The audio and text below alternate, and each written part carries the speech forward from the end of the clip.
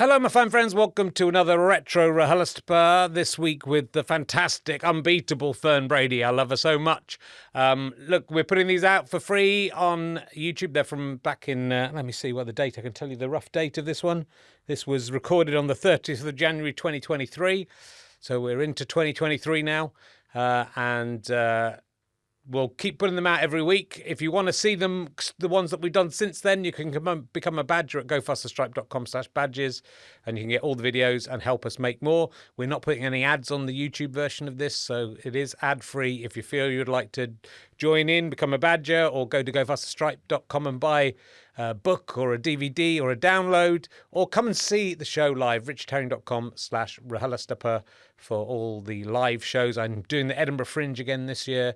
There are some gigs coming up in London at the Leicester Square Theatre, and I think I'm doing one in Droitwich as well. Unbelievable, in June. Anyway, sit back, relax, and enjoy the incredible Fern Brady. Ladies and gentlemen, welcome to the Leicester Square Theatre. Please welcome a man who is not going to the Edinburgh Fringe this year. It's Richard Herring.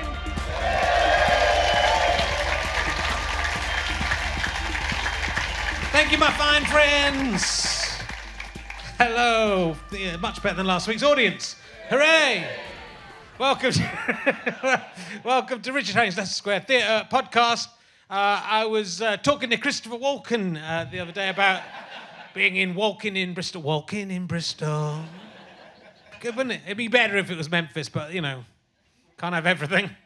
He calls it Wib. And he calls this RHLSTP, so I don't know if that's going to catch on. Very exciting getting to the theatre today. We got stuck in a I drove with my wife, Catherine Wilkins from Drunk Women Solving Crime. We got stuck. We got make a good time. Then we got stuck in traffic, and I made a decision to go off the road and see if we could find a tube to drive down to. And I said, we'll never find somewhere to park by the tube. It was in North London, and we got there. And there was a little car park by the tube, and it was no one was parked in it. It's changed my life. We got parked out on North London, got a tube down. I don't want to tell you where it is because you'll all park there. We'll see, but it remains to be seen whether we get home tonight in one piece. We will see. I did make the decision this week, though I'd made it already, not to go to Edinburgh this year, 2023, having gone in 2022, and it's all got a bit expensive, isn't it? You're finding this as punters? It's too much to go. It feels wrong. So I'm going to try and do some podcasts from home. I don't know why I didn't think of this before. And charge myself £10,000 to stay in my own house. £10,000 up straight away. Ching. So hopefully there'll still be some Edinburgh Fringe podcasts, but I think it just feels it shouldn't be a festival that only the rich can attend. Boo. But also, it just made me feel mentally ill being there, so it's mainly because of that. The Scotsman today said, Rich Herring boycotts Edinburgh Fringe. I'm just not going. You're allowed to go if you want to. Right, look, we're going to crack straight on. We've got a fantastic guest this week. She is, of course, best known for her appearance on the 50 Funniest Moments of 2014. And we all remember those 50 moments. That must have been a hell of a job to choose and have all the moments in 2014. Every moment had to be looked at everywhere in the world. They selected the best 50. Will you please welcome the incredible Fern Brady, ladies and gentlemen. Hello. Hello.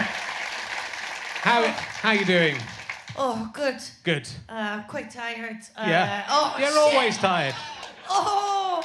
I can never say that again because they somehow found footage of every time I said, I wasn't doing that as a gimmick there. No, but I am tired. Yeah. I had to go and sign like 4,000 copies of my book today over and over again in a warehouse. So hopefully I'm going to be okay for this. Yeah, it's all right. I usually fall asleep in the second one, so we can have a little. I'm sorry, the first one. I meant to apologise to you as well. Okay. Because the last time I saw you was at that Taskmaster party. Yeah. And this is relevant to the book that I'm here to promote. I just went around I went around that party just offending one comedian after another and saying the worst possible thing. So you arrived and I was like, whoa, I don't remember you being tiny. And you looked really sad. I was like, the last time I did the podcast, you were like 6'2". I've shrunk a lot. So you were the first one I did it to, and then you looked sad, and then I sort of turned and Liza Tarbuck was there, and she was like, darling, hello. And I said, hey, you were famous in my childhood. And by the way, I wasn't drinking. Like, I don't need to drink for these things to happen. And I was telling my boyfriend about it the next morning, and I was like, I think I made a real mess of that Taskmaster party last night. And he said, normally when you tell me about these things, they're not as bad as you imagine, but this one is as bad. I actually found it quite funny and charming, and the book explains everything anyway.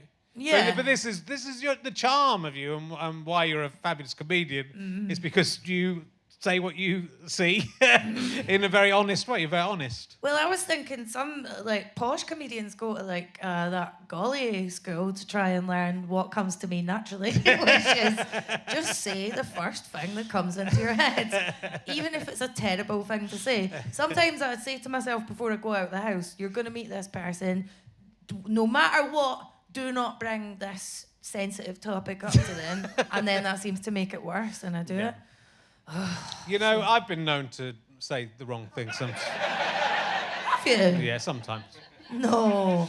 But, you know, I found it very charming. And I think having read the book, which is fabulous, coming out very soon. It's called... I'm going to tell you what it's called, but I've got so many things written down that I've got confused about what it's called. Do you want me to tell you? Tell me what it's called. Oh, it's called Strong Female Character. It is called Strong. I've got it circled there. Then I suddenly lost I lost confidence in that being the title. Yeah. It's called Strong Female Character. Yeah. And it's what I like. It's. What are you just laughing at? I don't know what they're laughing at. My appalling interview technique, I think. It's a terrific book. It's really, and it's maybe a bit more serious than people might be anticipating. Oh, yeah. I think people think I've wrote a comedy book because comedians sometimes write memoirs that are like, and then I was born, tee. And it's like written, do you know what I mean? Like written in a really silly way. Yeah. Whereas my book is very serious and it's going to take me into my Radio 4 era, I hope. Because... if you have a silly voice, there's only so far that can take you. So I realised I'm a lot more fluent when I communicate in writing, so I've got to write this book. Also, do you remember the last time I did your podcast? I was like, oh, Richard, I've wrote this script for the BBC about being a stripper, and they're about to make it. They never made it. And that was partly how I ended up writing this book, because I was like, I bet it'll be fucking quicker for me to write a book, then sell the book as a TV series, than to continue developing this with unnamed production company. Did I just name them a minute ago because I'm tired? No, you didn't, no. Oh, well, the BBC. But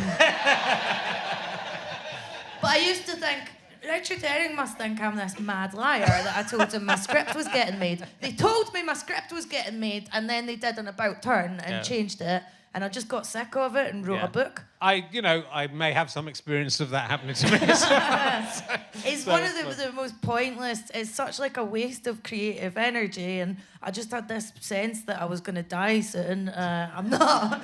But I just thought I've wasted like 5 years doing script development, and I could just make a different thing. It is very frustrating, and you're a fantastic writer. I think straight in with this book, the first chapter, again, a lot of people would have sort of pussyfooted around and done exactly so, going, here's where I was born, and this is the story, and this is how I gradually came to realise there was something different about me. But it's straight in with the sort of diagnosis, and it's kind of thrilling, I think, that as it starts. The book itself is... there's some bleakness in there, and there's some sort of... It's a very... with publishing, as with most media, it's a very middle-class and now increasingly upper-class profession. You know, everyone who works in it has a sort of similar experience and background. So I love it when someone writes a book from another perspective, and this is definitely this. Well, that was the thing. So I got diagnosed autistic, but like I knew before that. Like it was pretty obvious before that. Because I'd had people coming up at gigs and telling me, and I was like, I know, I can't be bothered getting the certificate for it or whatever. And then I got diagnosed, and I started reading loads of books about women who'd been diagnosed late in life. And there's a lot of really good books out there, but they all come from very middle class, very sort of sheltered women that have had quite quiet, uneventful lives, which is great, which is what you want. But my life was pretty much relentlessly chaotic from about 15 till right up until I started doing stand-up. Yeah. So I thought, well, I've got loads to write about here, because I went to school in a mental unit. Then my parents kicked me out, and then I was a stripper for a bit, and then there's other stuff that I genuinely can't legally say. So quite a lot happened, and I thought all of these things can be linked.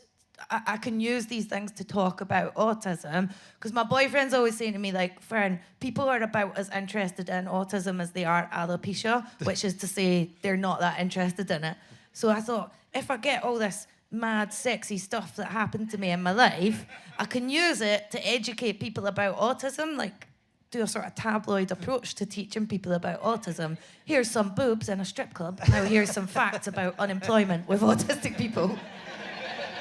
But all of it, the whole story is fascinating, and I think it does make sense of. It'll make sense of a lot of people you might know in your life. You know, I think it's great that people are talking more openly about this kind of thing. But to actually have it explained and to explain how difficult it is if you have autism to understand other social cues and to understand jokes even. I mean, that's sort of kind of interesting. You take everything literally, and then you can't appreciate when someone's lying. So there's a story about aliens visiting that you believe. Yeah, when I was at school, my best friend at school told me we were in assembly, and she was like, "Oh yeah, my brother's getting counselling at the moment," and I was like, "Why?" And she went, "Well, you have to after you get abducted by aliens," and I was like, "Oh, yeah, of course, yeah." And that was when I was like 14 or 15. Yeah. And my mum was like, how are you still believing this horse shit that people tell you at school? So people just would make stuff up to me all the time. But I mean, that still happens in adulthood. Or a good example of, so I'm used to explaining my autism as a thing that makes other people uncomfortable rather than talking about what the internal experience of autism is like. Yeah. So, for example, when I met you at that party, I said a blunt thing to you that was just like the first thing that came out my mouth. But while all that's going on, like just now, there's these really bright lights, and that's really distracting. And I've got too much perfume on tonight, and that's distracting on a sensory level. So all these different sensory things are going on, and because you're under pressure and you're trying to hide it from everyone, you end up just saying, "God, Richard, you look like you're 4'10". And you don't even know it's coming out your mouth because you're so overwhelmed from all the noise and the lights and the temperature. So I wanted to talk about autism in that way, and I can't do that in stand-up because stand-up's about reducing things down and sort of using stereotypes that people understand. Yeah. So I don't really like talking about autism in stand-up. No, well, I think writing a book was really the right thing to do, and it is, because it is explaining.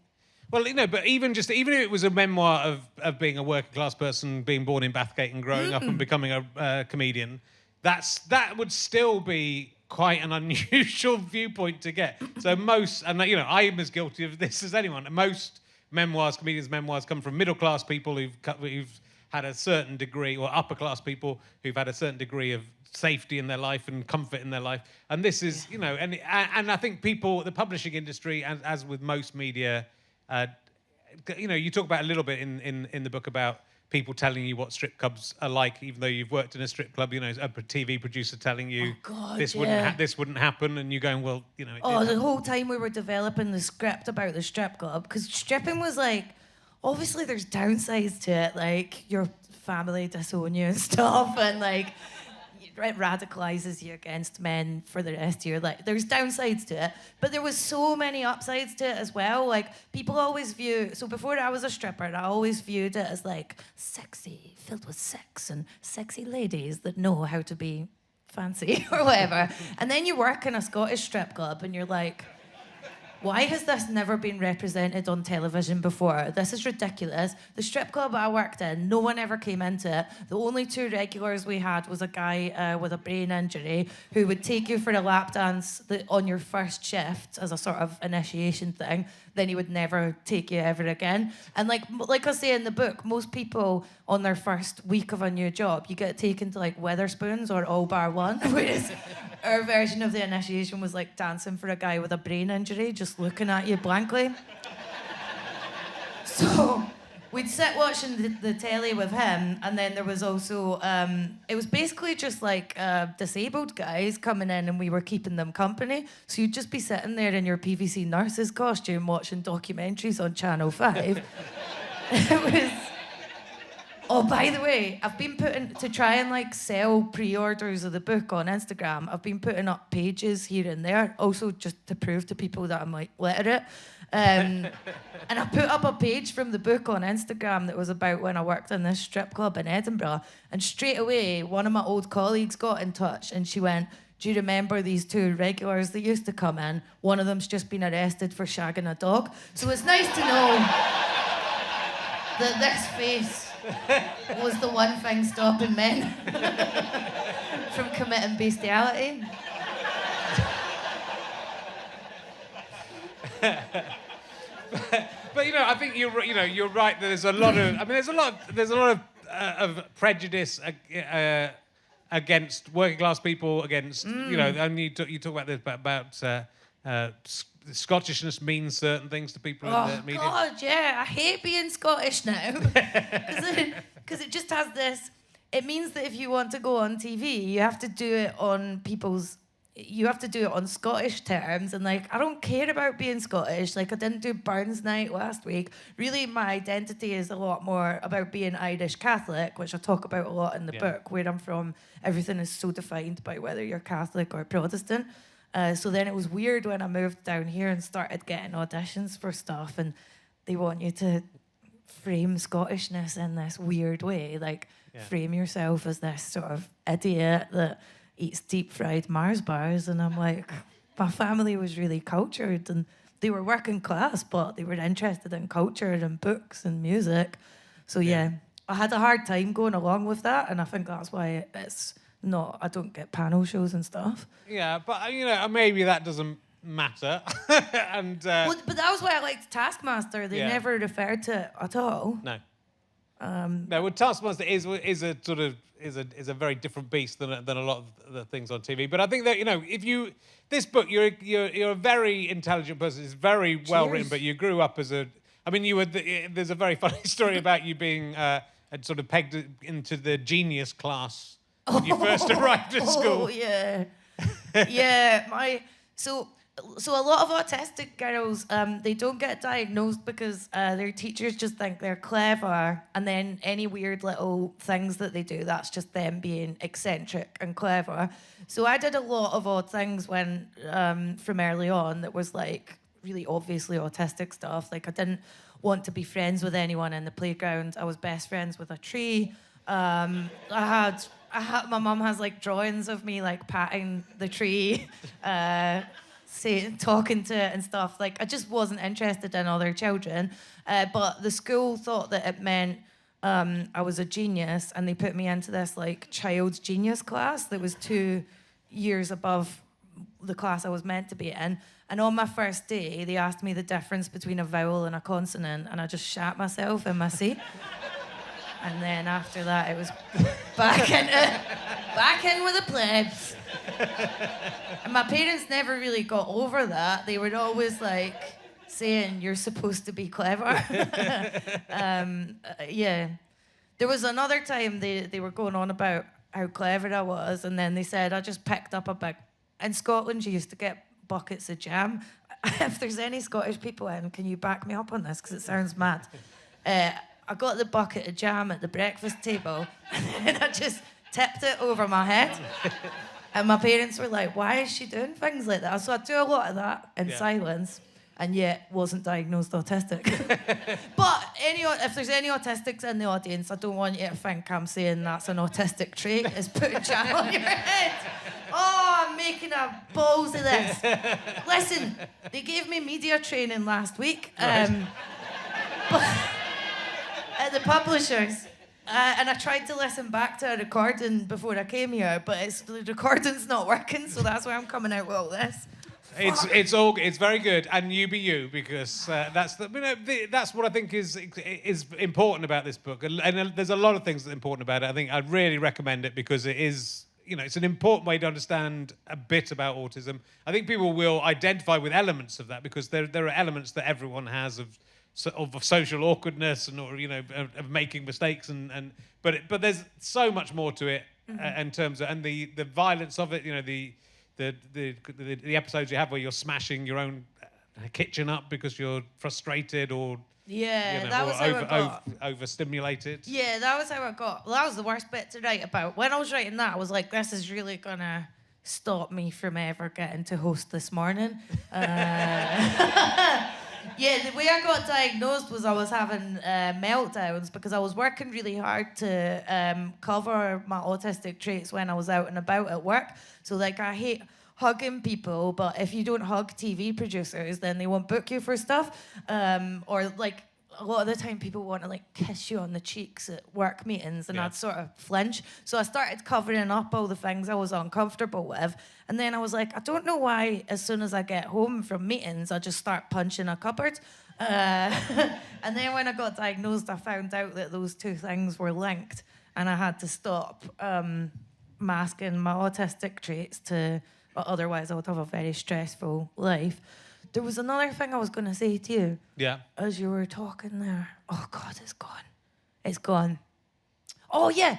So, I don't want anybody, because a lot of yous are like, well, what does this have to do with me? I'm not autistic. I'm not interested in this at all. I did also write it just for anyone interested in communication or being socially awkward. I'm pretty obsessed with outsiders, so pretty much like all the way through the book, you've got settings where outsiders are, like when I was in the mental unit, then when I was in the strip club, and then comedy. Yeah. It's like the best place for being around other mentally ill people.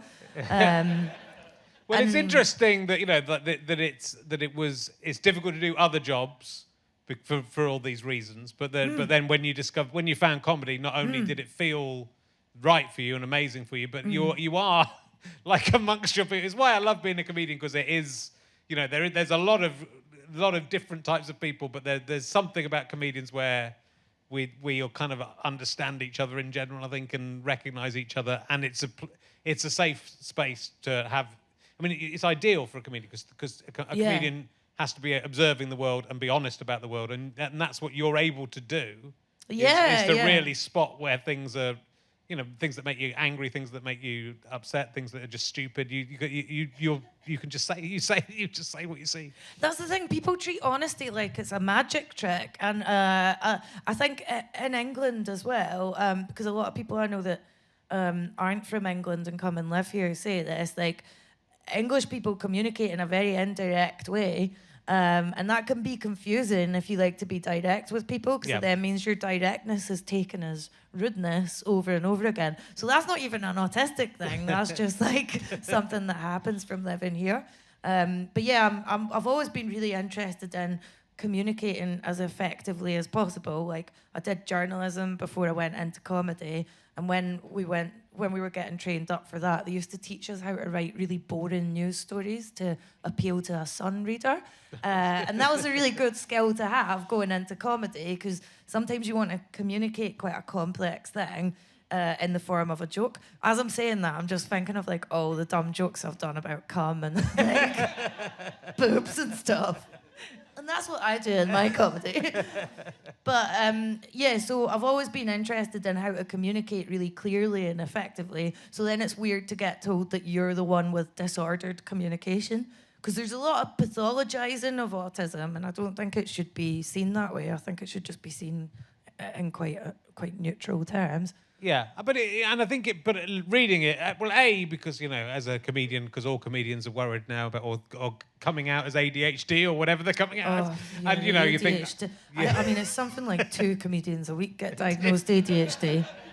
And whenever I tweet about autism, guaranteed 20 ADHD people are going to pop up like lemmings or something. It's good that everyone's talking about yeah, their sorry, issues. it's great. I just, we're not the same. It's not the same, and reading the book, as much as I can be obsessive about things, or as much as I think I understand social cues, and I think I can't. I think you all identify, but it does make you think, oh, that person that I met that said such and such, were they autistic? Or were they just a cunt? You do say some people are just cunts, so it's not. I remember, people. Well, no, people tend to use, they're a bit on the spectrum as a way of saying they're a bit of a cunt, and I would love that not to be a thing. Yeah, well, that would be good too. But it does make. I think the more people who can. In the past, we didn't talk about this sort of stuff, at all. So I think it is as much as it is almost becoming a joke that every comedian has discovered they've got ADHD. It is good that people feel they can talk about the differences, because it doesn't matter if it's a condition or if it's just who they are. Let's talk about it. But I think by writing this book, I think both in terms of class, about the points you make about class are really important, but I think equally, to understand what you're going through, and it's not pleasant reading a lot of it, and it's. You empathise. You're very open about things you've done in terms of having fights and hurting people. And there's there's sort of a tragic story about you as a young person having a threesome with some strangers, which is But then again, it's more about them than it is about you. Well, yeah, that was. Well, it was only when I was writing the book, because I'd done stand-up about... how do I even say that? It was only when I was writing the book I thought, those people were sort of not pedos, but not far off. Yeah. And basically a lot of autistic young women are really vulnerable to grooming or all sorts of exploitation. And there was just a thing in the news the other week where a young autistic girl got groomed by a far-right Nazi group. Right. And you see stories like this all the time. So I wanted... Basically, when I was researching autism, I realised that every chaotic event in my life could be linked up by my autism diagnosis. But I didn't see as many stories like that. And I think that does come from the fact that publishing is dominated by middle-class people publishing middle-class stories. There's a lot more chaotic autistic people than not. We're something like 9 times more likely to attempt suicide than the general population. We're also... there's just so many things, more vulnerable to being homeless, excluded by our family, drug and alcohol addiction. So I didn't know why I kept reading all these books about very quiet, sheltered autistic women, realising that was what was up with them. Yeah. No, but that's important. And I think also, just explaining as a working class young person, the financial decisions you have to make and why you went into stripping as well. It's as much a financial decision that you're forced into as anything else. So it's they should. I mean, no one has a gun to my head, Richard. No, but you're sort of so open to everything that it's that's explained by the thing. But that should be they should be making that sitcom. So the book's not come out yet, but there's a load of people wanting to buy it and make it in a TV show, which is weird because I kind of just motivated myself through the writing by being like, I'll show you, we're going to get this book made in a bloody TV show. But no, it's had a really cool response already. Yeah. But it's just great. If it wasn't about autism at all, I think just to hear a working class person and hear their voice, see how clever and against the stereotypes that your life is, as well. It's a brilliant book. I hope people will buy it. and enjoy it as much as I did. I mean, and it made me quite sad as well. Oh, did you I finish it? Yeah. Oh, fuck. Yeah. When I was at that Taskmaster party, Alex Horn said that he'd read it, and I think I was trying to hang up my coat while talking to him, and I went so red all over, because Alex Horn is so pure, and I don't want him to read things that are dirty. Yeah. Alex Horn is a virgin, even though he has 3 children. And he said to me, I really enjoyed your book. I certainly know a lot about you. No, wait. He said, I certainly know a lot more about you. And see, I've got insomnia just now, and as I go to sleep at night, that just plays echoing in my head. I certainly know a lot more about you. And it torments me. What must he be thinking? There's things in that he wouldn't even. It's like that thing. If a lion could talk, would we understand it? That's how I feel when I give some people my book. Like I fucking did I did Off Menu, right? And I love Ed and James. They're so nice. They've always been kind to me. But I told them, they were like, oh, can you tell us about a funny thing from your book? And I was like, oh, I worked in a strip club where a guy with a brain injury and a guy with Down syndrome would walk around shouting at us. And Ed looked like he was going to pass out. But I can't, I mean, I'm not, I can't, I don't know how to sugarcoat it. Here's a food-related memory. There was one girl who told me, there was a girl who said, this other stripper I knew, she said, I met her years after I did it, and I said, oh, did you ever work in the Edinburgh clubs? And she was like, yeah. There was this wee guy with Down syndrome. And I went, Ben? And she was like, yeah, I did a lap dance for him. And I was like, no way, I didn't think he ever got dances. And she went, at the end of it, he paid me with half a melted Twix.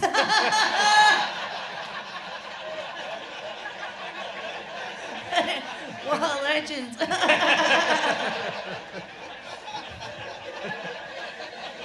Good. Well, it's very real. I'm delighted.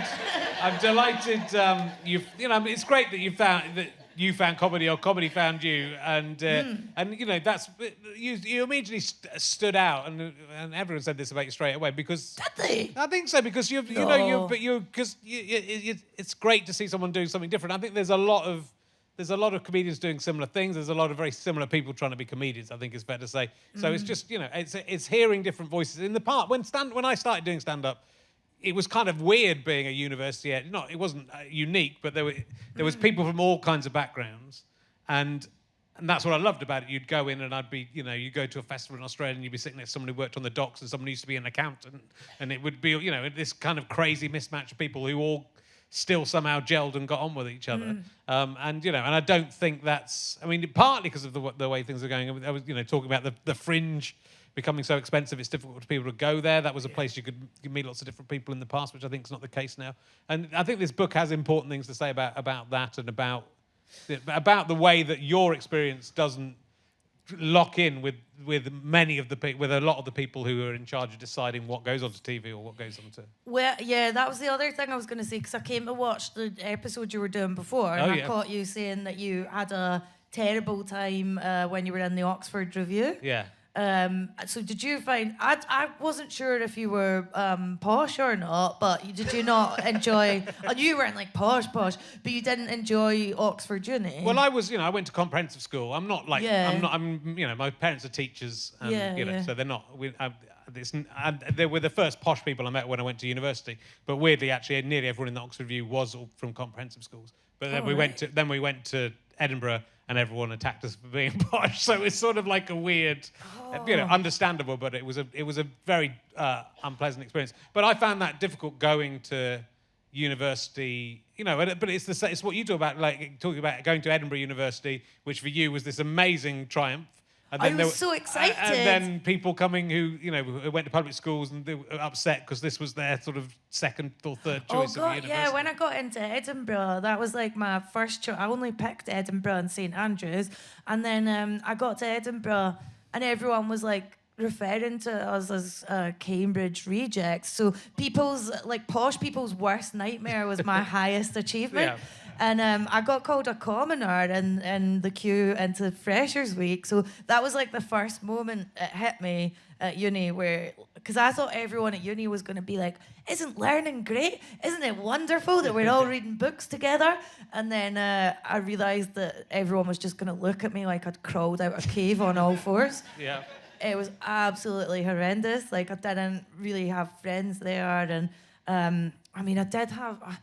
when I quit stripping for my final year, I did try being a normal Edinburgh uni student, and I talk about that in the book. But you'd go to their parties, and it was like something out of fucking Harry Potter. Like, basically, posh people don't trust themselves to have fun unless it's carefully structured, like, themed parties. So I went to a party where everyone was getting a muesli box and tearing pieces off of it, and then they'd play music and they'd like bounce up and down and try and pick it up with their teeth. That was the party. Like, we were 22. It was so dreadful. And then in the morning, I remember waking up at this awful party and someone was like, Toby and Henry are going bird watching. And I was like, I really miss the strip clubs right now. Like, take me back. It was terrible. Yeah. So it's, you know, it's a disconnect, and it's sort of weird if the people in charge don't understand that life and don't want to, you know, I want to read about different people's lives. I want to see on TV things that are not my experience. And so it's, you know... Yeah. Sorry, I interrupted. No, go on. Yeah. But just to agree with you, something I've been thinking recently is how mad it is the TV show I May Destroy You is the first time I've felt like I've seen the London that I live in represented. Yeah. Because there's just so much stuff that gets made that's by the same tiny group of people. Yeah. So I was really excited when the BBC started making shows like I May Destroy You. I was like, how did this even get... Yeah, I think it's great. And let's talk about Taskmaster, because it's interesting. It's interesting in the book you talk about the fact that, you know, you didn't always gel with other panel shows, which I can understand, because, you know, they want you to be a certain thing that you weren't able to be or didn't want to be and weren't. But I think, again, Taskmaster was you finding your place on TV at the moment, I think, wasn't it? I couldn't believe how good it was. I had a notion it was going to be decent because a couple of my friends had done it and it seemed to change things for them. But I knew going in that if I tried to overthink it and second guess myself, it was going to be shit. But my agent was... this is the weird thing. My agent was like, you have to try and win this because you'll get more money if you get through to Champion of Champions. So I was really trying my very hardest all the way through. So then when... I don't know how many of you have seen it, with things like that, where I was on the Travelator. Okay. So when we were filming that in the studio, when we were filming that at Gatwick, I remember thinking, why is everyone looking at me and why are the security guards looking at me? And I thought, it's probably because I look sexy in my costume. And then Andy, the nice director guy, he was like, do you want to maybe try that again? And it looked like, again, because I'm not great at reading facial expressions, people had a bit of a smile on their faces. And I thought, well, the crew's just friendly. They're just smiling at me. Then they came to playing it in the studio. They played Sarah's. I thought, that's rubbish. They played Dara's. I was like, John's, Munya's. And I thought, they're saving mine because it's the best one. And I've won. And then they played it, and I was so bad. I thought, for years, you've been getting angry thinking people think you're stupid because you're working class. People think you're stupid because you're stupid. That's why. You look stupid, you sound stupid. You can see it on the telly. It was so... I felt like I was having a breakdown when I watched that. They had to cut out... I was like crying, laughing when they showed me it because I was so shocked. Oh, it was so good. And I'll never get to do Taskmaster again. There's not going to be anything like it again. Yeah, but you'll get other work, whereas I've won Taskmaster and no one's interested in me. Oh, shit! So you've got to be, you know, the beauty of it is you can't try and be funny. but some people come out of it and say, you've been nominated for a British Comedy Award. Oh, yeah. Yeah. So, But that was because, they long-listed me, and then I kept asking people to vote, and I said, if you don't vote, I'm going to blow up Channel 4. See? It's your fault. Your fault I'm not nominated.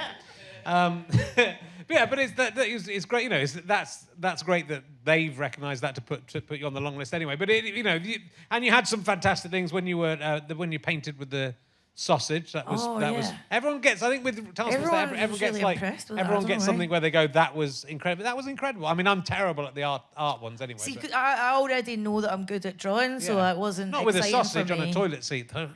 No, but I was drawing my own face, and I'm all right at that. That's what I'm more practiced at. Because we had to draw self-portraits in the mental unit. That's also in the book. So when someone goes, will you paint on a toilet seat with a raw sausage? You're like, oh, this is just like my school days. It's therapeutic. So, I thought my singing task was the best, but no one says that. That was great. But in my mind, it was a lot more operatic and amazing, and then I saw the footage and it was quite one note. I thought the team tasks were pretty interesting because the betrayal of John Cairns. Yeah. So the team tasks were really cool, but I could also see how much more reticent I am when I'm in a group. And that was when I thought, you're never going to fit in on a panel show because I just get so shy. Whereas when it was just me and one other person, like me and Alex, it was just easy. I could have done tasks all day, every day. Yeah, I mean, it is an unimaginable amount of fun to do. I think and it's very easy just to get caught up in doing it and forget it's a TV show and not worry about how you're going to come across or whether you're entertaining or not. But I think you were so good on it. So it's and as you say, it's been a positive experience for you to. I mean, in the book, you talk about not really telling the producers about the autism. You sort of say. No, and I mentioned this in the book. It's tricky to tell everyone you're autistic, especially in work situations. This is why I don't like comparing it to ADHD. I think ADHD is a few steps ahead of how accepted it is, whereas autism still seems to have this weird, sinister air around it. For example, a lot of people will say to me, they'll describe me as openly autistic or say that I talk openly about autism, and it implies that I'm supposed to keep it quiet. Yeah. So I wanted to tell the producers before we started, but I thought, if they don't understand anything about autism, it's not going to do me any favours. But then inadvertently, the whole programme was set up so that an autistic person can do well on it. And a lot of autistic people watch Taskmaster. That was why, I couldn't believe how fortunate it was that I had a book coming out right after Taskmaster, because that wasn't meant to be what was happening. But I just noticed, just from, if you ever go on the Reddit Taskmaster, I can tell that there's autistic people on there from how caught up they get in details. Yeah. And that's not an insult, because I am autistic. I just could tell. I think this whole audience might be autistic. If that helps you. So I was really excited that I was going to be reaching more autistic people, because then when Taskmaster was going out, every week I would just tweet here's the episode, and then autistic people would be like, oh, I can see your hypermobile ankle moving strangely on set. You might want to get checked for hypermobility. Many of us autistics have it. People would just send me messages saying you speak like I do and you move the same way as I do. So it was really cool for people to be able to see themselves on screen. Yeah. Because when I got diagnosed, I felt really depressed about it, and it didn't feel good like I thought it would feel. I just thought, oh, people aren't gonna like me anymore, and they're gonna think I'm stupid and stuff. But all it took was for me to see more people being autistic on TV to feel better about it. Yeah. That was the main thing that helped. It is, and you're a young woman, and your childhood, no one understood this or got it at the time. So it's incredible how relatively recently, I mean, a lot of the stories you tell about the people looking after you in the various schools and units, they're not great teachers, and they're people you feel the compunction to, for example, correct the pronunciation of a pasta, and then the teachers are unhappy. Yeah, so when I was in the mental unit, they banned me from group therapy because they thought I was disruptive and stuff, and they thought that I was like a bad influence because I would, if one of the staff pronounced tagliatelle wrong, and I was studying Italian at the time, so I schooled her on it. Now, if someone who's in charge of a teenager has a teenager talking to them like they're on the same level, they're going to take that really badly. But that's an autistic thing. I don't care about status or hierarchies, which is also why I hate the Royals. So you end up addressing people in a way that people get offended at. And that gets in the way of when you go and get diagnosed, because you go and get diagnosed, and doctors, whether they acknowledge it or not, I feel like a lot of doctors want to be addressed in a certain way, because they've went to uni for years and years and they've done all this training, they've always been the best. So if you go in and you address a doctor like your peers, they're going to think you're an arsehole, especially if you've got my accent and my odd mannerisms. So actually being autistic often gets in the way of you being diagnosed autistic, especially if you're a woman. Yeah. But that's bad. So I think this book can only help people, I think, spot these things early. Because if it had been, if you as a child you've been diagnosed, that would surely have made a big difference, wouldn't it? Yeah, I've sort of wondered at what point I wish I'd got diagnosed. Like, I definitely wouldn't have left it till my 30s, but I think my mum had an inkling something was up, but back then you wanted to avoid getting your kid diagnosed, because there was a stigma around it, and my parents were already insanely overprotective, so I think if I'd got diagnosed younger, it might have been worse. Okay. I don't know. It's so hard to say. No. But I basically, when I was writing the book, I kept thinking about what audiences do I want it to reach other than autistic people. And I just followed the rule of what do I wish I could have read when I was 21, and tried to write accordingly. And I also just wrote for the people that come to my stand-up shows, because I've got a feel for the type of people that come to my shows now, so I wrote it for them too. That's good. And you're on tour at the moment. Oh yeah, the tour starts tomorrow, but it's sold out. Yeah, I saw it. So I'm not promoting that. Okay. I think there might be some tickets left for the last couple of dates. But yeah, it's pretty much sold out when I looked at it today. I think there's London and Dublin, and maybe you've got an extra show in Glasgow, have you? There's one show in Glasgow. I'm sure that's sold out. Okay. There's one at Hackney Empire, which they would release more tickets for at the time, and then there's one at Vicar Street in Dublin, and that's definitely not sold out. So please come to that. Come to that, Dublin. It's fantastic. It's Autistic Bikini Queen. Yeah, but none of that show's about autism. It's mainly about marriage and death. Okay. Well, I saw you doing a routine about only wanting a civil partnership to avoid... When did you see me? I saw you on the Russell Howard show. I didn't enjoy that recording, though. Oh, you're very good. Thanks, but it wasn't like my best one of it. Yeah, I don't know why people get married, and I've been asking my boyfriend again and again and again why people get married, because it helped me write the show. But I was going to get a civil partnership. It's been on my to-do list because this is really romantic. Apparently, if he dies, it's a pain in the arse to sort out the direct debits for the bills if we're not married. So I was filling out this form for the civil partnership, and I was feeling a bit romantic, and then I got to the final page and it wanted like 70 quid off me, and my debit card was upstairs, so I just slammed the laptop shut. This can wait for another year. Yeah. Well, how come you're married? How come I'm married? It's a good question. It's taken me 10 years of marriage to ask that question. My wife is in the audience tonight. So we'll have to speak carefully. No, because I fell very deeply in love with a wonderful woman. I'm deeply in love.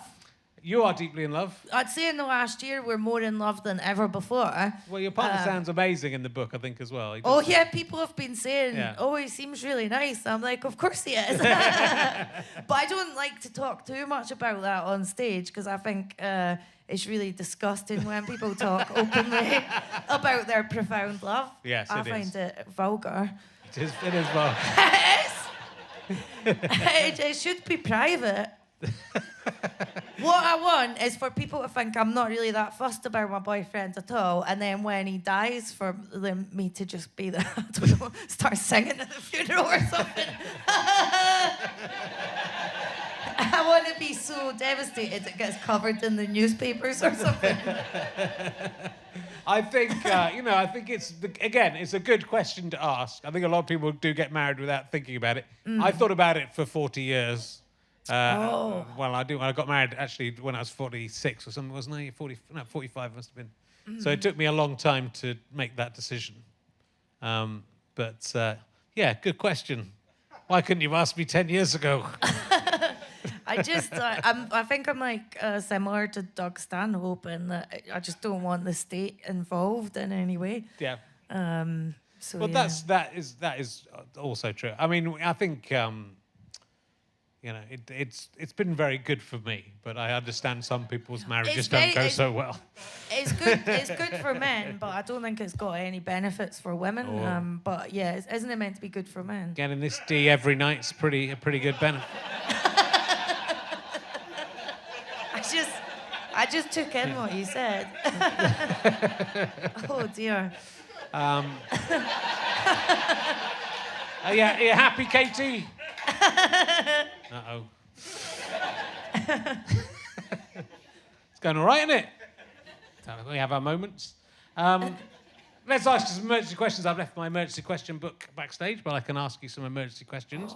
I'm going to ask you about if you could go into a pupa like a caterpillar. You know, a caterpillar goes into chrysalis. Pupa and turns into a butterfly. You're going to go into a chrysalis and you can come out as anything you want to be. What would you like to come out of the chrysalis as? Robin. A robin. A robin? Yeah. Wow. What, is there any reason? I don't really want a reason. I just thought of it because I was at the book warehouse today. Yeah. I don't know if any of you know that robins are your dead relatives that have come to visit you at important times. I did not know that, no. This is you're honestly such a godless country down here. Like, of course it is. So I was in the book warehouse signing all the books, and then the factory guy went, "Oh, a robin," and I turned around, and my dead gran was watching me, and she was saying like, "I'm proud of you." How were you able to identify out of all your dead relatives that it was your gran? Well, what I like to think is that it was my gran and my granda in the same robin's body. Fuck, that's watching me. I don't want to be trapped in a robin with Katie. With Katie for all eternity after I'm dead. You wouldn't be the size you are now. Okay. I thought I was very tiny. I thought I could fit inside a robin. Yes, I'd be a robin, but they only live 18 months. They live 18 months? Yeah. But then presumably when they die, they become another robin. No, they go back to becoming a granny. Okay, cool. It's very exciting. It's very interesting. Have you had anything named after you, Fern, in your life? And would you like anything named after you? Just today, before I came here, someone messaged on Instagram to say, "I just met a baby named after you. What you should know." Yeah. Is it called Fern Brady? Is that his name, or just Fern? Fern Brady, the baby. Yeah, so there's a baby. That's the lot. What happened with you? We're doing a podcast. Is that podcast still going? The Wheel of with Misfit? Alison. Yeah, with Alison. No, I left and I was replaced by Kerry Katona. Wow. So that was weird. So I started a podcast with my best friend during lockdown, and we just recorded it from like cupboards in our bedrooms. Yeah. We just did it so we had some work, but then it got quite popular. Okay. We Love Misfortune, it's called, and it was just us telling really silly stories about like pooing ourselves or just making a fool of ourselves. So many doctors listened to that, which is mad because you think of doctors as like brainy, and we were doing the dumbest podcast ever. So that was also why I wrote the book, because I was like, if I can write a book that has like silly, mad stuff in it and sneaks in things about autism, then doctors learn about it when they're off duty. True. Maybe listen to the audiobook when they're falling asleep after a 20-hour shift. That way I can teach them about autism. unofficially. Anyway, I left the podcast because I was busy doing Taskmaster and the book and stuff. Yeah. Not because I fell out with Alison, but some people thought that. Well, you do thank her in the book. I thought it was probably okay. Oh yeah, you mentioned in the book that you did a podcast. You had to stop doing your podcast. So I thought that was the case. Yeah, I was so tired. Yeah. Oh, it's like I can never say it again. It's it's so weird. Did you have a catchphrase in Taskmaster that they like plucked from thin air? No, I think just that doesn't look like a hippo. I think is probably. I don't think I did have a cat. Well, it was me. That was me wanking behind a bush. But luck, I kind of thought. Lovely. I kind of thought that I'm gonna for the rest of my life. There's gonna be people wanking as I'm walking down the street with my sons. I'm like, hey, Rich, hey. But no, luckily, it hasn't impacted on my life at all. So that's fine. I like the bit. Talking of the honesty, I like when you worked in Boots, and you had a badge saying, "Ask me about the new number 7 mascara." Yeah, I worked in Boots in Bathgate when I was 16, and it was one of the worst jobs I've ever had because they didn't understand that I would. A lot of being autistic is someone saying, do this, and then when you do the thing and don't follow all the unspoken rules, they're like, no, not like that. So when I worked in Boots, I had to wear a badge that said, ask me about the new number 7 mascara, and then people would ask me, and I would go, it's terrible, like, you really should buy Benefit mascara or L'Oreal. And then my boss was like, why are you doing that? You're supposed to say it's the best, and it's like, well, you didn't print that on a badge for me. Things like that would always happen. Or we had to dress up for Christmas one year, and all the other women came in wearing like tiny little fairy wings, and I came in with these like fucking Angel Gabriel wings spanning my back. I don't even know where I'd got them from, but I'm also a lot taller than most Scottish women, so all day I was just like knocking the stock over with like my 5-foot wingspan. It's just so much of the book is just things like, if you ever feel like you're an alien and you're trying to return to your home planet, that's just the general feel of the book. Yeah. Well, that's a very good explanation of it, and but then equally an alien from another planet, which it sort of all comedians are a little bit, are able to sort of step outside of society and comment on it. And so you've sort of got, yours is maybe more inbuilt than most people's, but I think most comedians have that feeling of being an outsider. I think a lot of people have that feeling of being an outsider regardless of what's going on. And so I think but that's why this is so appealing, because that kind of honest, that it is that sort of thing of going, well, why do people wear a badge saying, ask me about this? Because obviously they're just going to say it's good. So then it's funny if someone doesn't say it. Ask me, it's shit. I've got another badge. Ask me about the condoms. They don't work.